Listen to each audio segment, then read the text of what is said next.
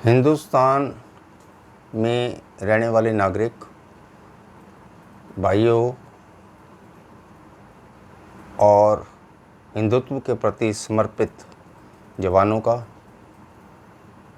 और जो हमारे फौजी हमारे देश की रक्षा के लिए दिन रात हमारी सुरक्षा के लिए जो हमारे देश के सीमाएं हैं उन पे बिना कोई लालच के वो हमारी रक्षा कर रहे हैं, उन सभी को नमस्कार। मैं जी.एस. सदेवा। आज मैं आपको कुछ प्रकृति के बारे में, आचार्य चाणक्य की नीतियों के बारे में एक स्टेप कुछ बताऊंगा। आचार्य चाणक्य की जो नीतियां थी वो आज के वर्तमान में, जबकि वो 1500 ईस्वी के लगभग 1600 ईस्वी के लगभग की बातें हैं जब वो उनका जन्म हुआ। बहुत प्रखांड पंडित थे वो। उन्होंने कई चीज़ें ऐसी बताई हैं जो कि आज के संदर्भ में बिल्कुल खरी उतरती है। आदमी किसी परेशानी में होता है, अगर उनके चीज़ें आप समझ लेंगे, अध्ययन कर लेंगे, पढ़ लेंगे, सुन लेंगे तो आप कई तरह की मुसीबतों से निकल लेंगे। पहले मैं आज आपको जो चीज़ आपको आरंभ में बताना चाह रहा हूँ, जो आपको नहीं पता, कि जब ये आचार्य चाणक्य छोटे थे, बच्चे से थे, तो वो एक गरीब परिवार में थे और वहाँ पे कुछ बच्चे गुरुकुल में जो सभ्य परिवारों के, अमीर परिवारों के भी थे जिनके पास सुविधाएं थी। एक बार उनके गुरु ने सबको एक टोकरी दी कि पीछे नदी से आप पानी भर के लाएंगे। टोकरी में छेद थे, उसके बावजूद भी वो 3 बच्चे, जिसमें एक ये चाणक्य जो बाद में आचार्य चाणक्य के नाम से प्रसिद्ध हुए, और वो भी थे। अब उनके दिमाग की आप ये तुलना करें कि अतुलनीय जो दिमाग होता है, जो चीज़ें हैं वो प्रारंभिक परिवेश में जन्म से ही आपको नज़र आती हैं। जो बच्चा बड़ा होकर कल को बनना है तो उसको जन्म से ही उन चीज़ों के लक्षण उसमें आपको संभावित दृष्टिगोचर होने शुरू हो जाते हैं। उनमें भी ऐसा ही था। पानी भरने गए नदी में, 2 जो एक साधारण दिमाग के बच्चे थे, चाहे वो अमीर थे, उनको इस अमीरी से दिमाग सा कोई ताल्लुक़ नहीं होता। ये जो अमीरी गरीबी जो है ये अपने कर्मों का फल है। ये मैं पहले भी आपको बोल चुका हूँ, जो आपके पिछले जन्मों के कर्म ही सब यहाँ भोगने आते हैं। पाप और पुण्य यही काटने हर मनुष्य इस संसार में आपको नज़र आ रहा है, और वही काट रहे हैं। हम लोग अपने पुराने पाप और कर्म ही काटते हैं। एक तो ये समझ लो। दूसरा, इसके बाद जो आज वर्तमान में आपने किए, जब आप युवावस्था से फिर प्रौढ़ावस्था में आए, या आपकी विवाह हुआ, उस बंधन में गए, फैमिलियाँ बनी, सब कुछ, उसमें आप जो गलत काम किए वो भी आपको साथ साथ ही रिश्तों में दरारों की अनुभूति से कैसे भी आपको नज़र आने शुरू हो जाते हैं। वो प्रतिबिंब जो आपको नज़र आता है तो वो आपके पाप के जो कर्म हैं, जो आपने गलत चीज़ें करी हैं, झूठ बोला है, उसी के फल आपको जीवन में भोगने पड़ते हैं। मैं अब उस बात पे आ रहा हूँ। जब वो बच्चा पानी भरने गए तो क्या हुआ, 2 बच्चे थे वो हार गए, क्योंकि पानी में उन्होंने वो भरा, बाल्टी तो थी नहीं, तो उनमें वो क्योंकि छेद हो रखे थे, उन्होंने अपना वो वापस आ गए। ये वहीं खड़े रहे। सुबह से शाम हो गई तो धीरे धीरे उन्होंने क्या किया, सब जब वो चले गए तो उन्होंने उस पानी की जो इतनी सी टोकरी थी जिसमें छेद थे उसको पानी में डुबो दिया। पानी में डुबोने से क्या चीज़ हो जाती है कि उसमें जो छेद है वो पानी से जब वो चाहे जमने लग जाता है, तापमान से आप समझे, तो वो जो पानी के छेद थे वो जहाँ से पानी निकलता था बंद हो गए। शाम को वो पानी भर के जब वो गुरुकुल में गए तो गुरुजी ने उन पे अपनी आशीर्वाद का हाथ रखा कि यही मेरा सच्चा शिष्य है। तो वहीं से बुद्धिमत्ता उनके चली, और बाद में जो भी आगे की अवस्था में जब वो पहुँचे तो बुद्धि जो है धीरे धीरे विकास करने लग जाती है। जिसकी अच्छी तरफ बुद्धि होती है, अध्ययन की तरफ होती है, समाज सुधारक की तरफ होती है, बढ़ती चली जाती है। आप एक अगर ज़िंदगी में अच्छा रास्ता लोगे तो आपको अच्छे रास्ते ही मिलेंगे।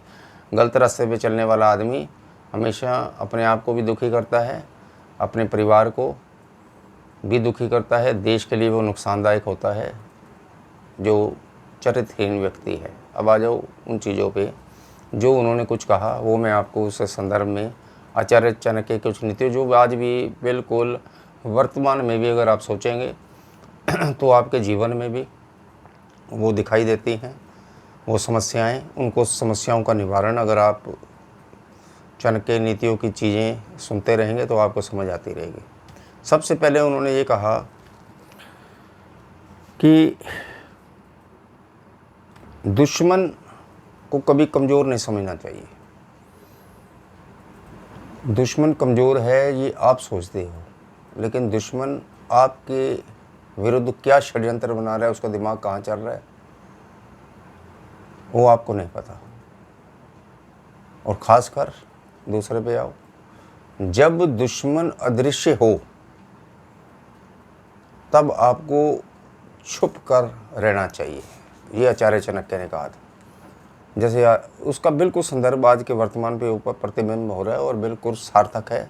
देखो, आज की महामारी में कोरोना जो है, वायरस है, वो दृश्य है, किसी को नज़र तो नहीं आ रहा। सूक्ष्म, जो आप अपना लेंस से देख सकते हो नहीं देख सकते, वो जिसके शरीर में प्रवेश कर जाता है, फेफड़े में आने के बाद आपको खांसी होती है और वो होती है, आप बीमारी से वो चले जाते हो, जान ठीक हो गई, दूसरे को उसका असर होगा और उसने हाथ लगाया और उसमें आपने उसको नाक और उसके व्यवस्था में वो वहाँ से अपने आप चला जाएगा और आपका शरीर कोरोना से संक्रमित हो जाएगा। तो चाणक्य ने क्या कहा था कि ये जो दुश्मन है ये दृश्य है, नज़र नहीं आ रहा, तो छिप कर ही रहना चाहिए। यही मोदी जी आपको कह रहे हैं, छिप कर रहो। दूसरा, उन्होंने ये कहा था कि जो सेल्फ रिस्पेक्ट है, स्वाभिमान कहते हैं वैसे दूसरे लफ्ज़ में, एक सेल्फ रिस्पेक्ट का एक मनुष्य में होना बहुत ज़रूरी है। बिना सम्मान के जीने वाला व्यक्ति, वो ये कहते हैं कि अपमानित होकर, ये आचार्य चाणक्य ने कहा था, अपमानित होकर जीने से मौत अच्छी है। क्यों कहा? अगर आप रोज़ अपमानित होते रहेंगे तो आपका जो वे ऑफ टॉकिंग है, लिविंग स्टैंडर्ड है, वो सब ख़त्म हो जाएगा। आप अपने आप को एक संकीर्ण दायरे में पाएंगे, महसूस करेंगे कि मेरे इस ज़िंदगी में मेरे लिए कुछ नहीं रह गया, तो आप डिप्रेशन में आ जाएंगे। तो उन्होंने ये बात कही कि आपने अपमान, जहाँ आपको अपमान लगे वहाँ आपने नहीं बैठना। कहाँ बैठना है, वही बात आगे सुने। उन्होंने कहा था कि हमेशा जितनी आपकी बुद्धि, जो आप समझते हो आप में है, आप मूर्ख आदमियों में नहीं बैठेंगे। जिसको समझते हो कि ये हमारे स्टेटस का नहीं है, तो उनके साथ आपने नहीं बैठना। एक मनुष्य तब तरक्की करेगा जब वो बड़े इंसान में बैठेगा, बुद्धिमान व्यक्तियों में बैठेगा। दूसरे, अगर इसी को दूसरे किनारे पकड़े हैं तो वो ये है कि आपने दोस्ती बराबर वालों में करनी है। अमीर आदमियों में नहीं बैठना, क्योंकि अमीर आदमी जो ढकोसला करते हैं, दिखाते हैं चीज़ों को, जो जीवन शैली उनकी है, उसमें अगर आप फंस जाते हो तो क्या होगा कि आप अपनी चद्दर से बाहर जाओगे। चद्दर से बाहर जाने वाला आदमी जो है कभी भी जीवन में तरक्की नहीं कर सकता, अपनी आर्थिक स्थिति वो ख़त्म कर लेता है। तो आपने वहाँ तक नहीं पहुँचना है। दूसरा, ये चीज़ें जो मैं अब बताने वाला हूँ, ये भी आपको संभावित जरूर पता होगी कि कभी भी अपनी कन्या की शादी अपने से छोटे परिवार में या बड़े परिवार में, एक अपने से छोटे, जिसको समझते हो कि ये मेरे स्टैंडर्ड का नहीं है, बराबर के घरों में आपने शादी करनी है लड़के की। ये सार्थक तत्व कई बार किसी की अवहेलना का पात्र बनता है। इसकी आलोचना भी की जा सकती है कि गरीब लड़कियां फिर कहाँ जाएं। गरीब लड़कियों के ये देखो, उनके सबके अपने फल हैं। कई बार आप देखते हो कि बहुत काला आदमी है युवक, लड़की बहुत गोरी है, ये उसके अपने कर्म है। गरीब घर में पैदा हुई पुराने जन्मों के संस्कार और तत्व, आपके जो एलिमेंट्स हैं वो हमेशा सार्थक होते हैं। आपकी ज़िंदगी में आपको ज़रूर नज़र आएंगे। तो वो एक गरीब घर में जो पैदा एक इंसान है।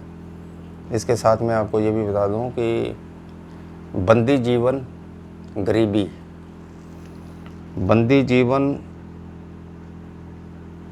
गरीबी और दुख, ये आपके कर्मों के, पापों के फल हैं। अगर एक गुलामी की ज़िंदगी जीने वाला है, सेवक है, गुलाम है, स्वतंत्र नहीं है, ना सोच सकता है, ना अपनी मर्जी से काम कर सकता है, वो जीवन आपके पापों का फल है। गरीबी और दुख का जीवन, ये आचार्य चाणक्य ने 3 बातें कही थी। इसके अलावा आपने कभी भी अपने रिश्तेदारों में जो, जहाँ पे आप अपमानित महसूस हो, जो अपने आप को आप ये समझे कि मैं नीचा महसूस कर रहा हूँ, आप बैठते हो परिवार में, बैठे उनके परिवारों में, रिश्तेदारों में, उनका स्टैंडर्ड देख के, उनका लिविंग स्टाइल देख के, उनका जीवन यापन देख के, या उनकी क्रॉकरी और वो देख के, या कपड़े उन्होंने जो पहने हैं वो देख के, अगर आपको ये महसूस हो रहा है कि आपको हीनता का भाव आ रहा है, तो आप कभी भी उस रिश्तेदार के घर नहीं जाना, ये आचार्य चाणक्य ने कहा था। इसके अलावा एक और बात भी साथ में मैं लगा देता हूँ कि जो लक्ष्मी है, धन, वो स्वस्थ आदमी के पास आती है, स्वस्थ चरित्र के जो आदमी होता है उसके पास आती है। गलत आदमी, गंदा आदमी, चरित्रहीन आदमी, या जिसके दांत काले हैं, वो साफ नहीं करता, स्वच्छ कपड़े नहीं डालता, लक्ष्मी वहाँ कभी नहीं जाएगी। इस चीज़ को भी आपको अनुभव होना चाहिए।